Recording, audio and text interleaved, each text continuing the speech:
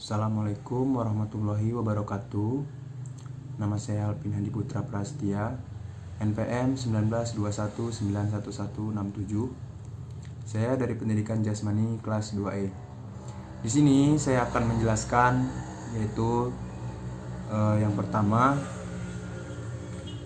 ada pengertian belajar gerak. Belajar gerak merupakan sebagian dari belajar secara umum. Sebagian dari belajar gerak mempunyai tujuan tertentu. Tujuannya adalah untuk menguasai berbagai keterampilan gerak dan mengembangkannya, agar keterampilan gerak yang dikuasai bisa dilakukan untuk menyelesaikan tugas-tugas gerak untuk mencapai sasaran tertentu.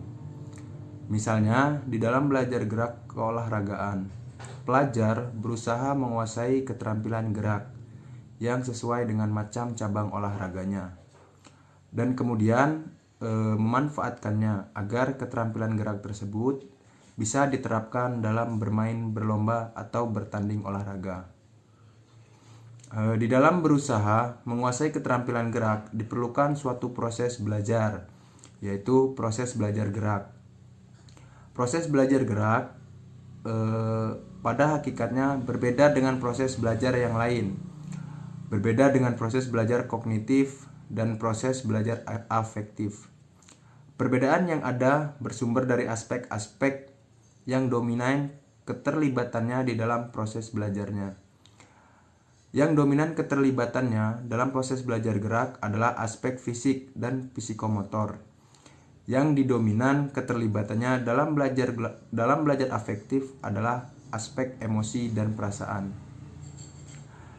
Dengan adanya salah satu aspek fungsi yang lebih dominan keterlibatannya di dalam setiap macam belajar tersebut di atas mengakibatkan adanya perbedaan-perbedaan dalam hal apa yang terjadi dalam diri pelajar selama proses belajar berlangsung. Proses belajar gerak berbeda dengan apa yang terjadi dalam diri belajar dan apa yang harus diperbuat dalam proses belajar kognitif atau belajar afektif. Berdasarkan kepentingannya yang perlu dicakup dalam modul ini, dari ketiga macam belajar yang telah dikemukakan hanya mengenai proses belajar gerak yang dibahas lebih lanjut. Kemudian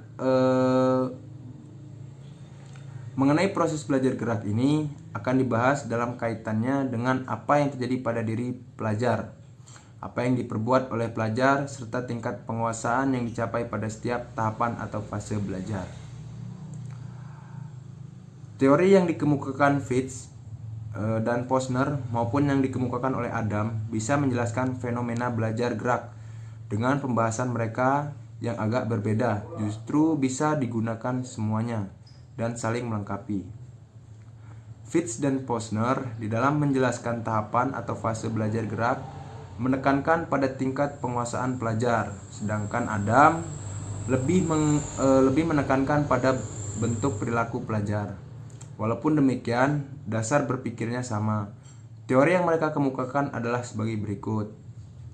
Fitz dan Posner mengemukakan bahwa proses belajar gerak keterampilan terjadi dalam 3 fase belajar, yaitu fase kognitif, fase asosiatif, dan fase otonom.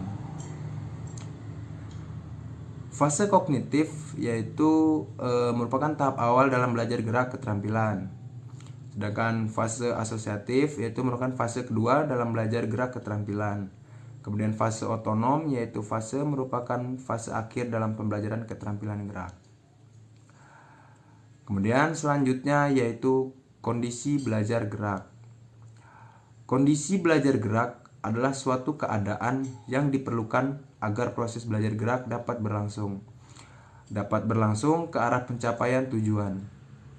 Kondisi belajar gerak meliputi kondisi internal dan kondisi eksternal, yang masing-masing meliputi beberapa kondisi. Yang pertama ada kondisi internal.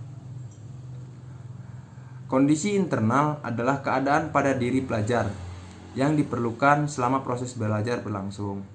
Sedangkan kondisi eksternal, yaitu kondisi eksternal dalam belajar gerak adalah keadaan luar dari pelajar yang mempengaruhi proses belajarnya.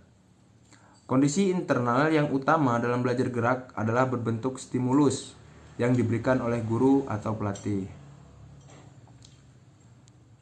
Kemudian stimulus tersebut diberikan dalam bentuk pemberian penjelasan gerak.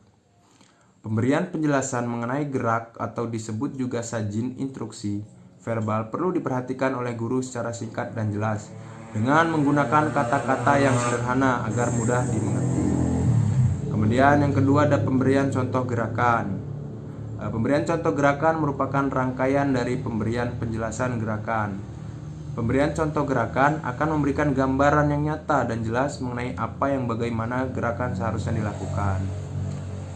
Kemudian ada beberapa prinsip yang perlu diperhatikan dalam pengaturan kondisi praktik. Yang pertama ada prinsip pengaturan giliran, kemudian prinsip beban belajar meningkat, kemudian prinsip kondisi praktik bervariasi, kemudian prinsip pemberian motivasi dan menyemangati, kemudian penyampaian umpan balik.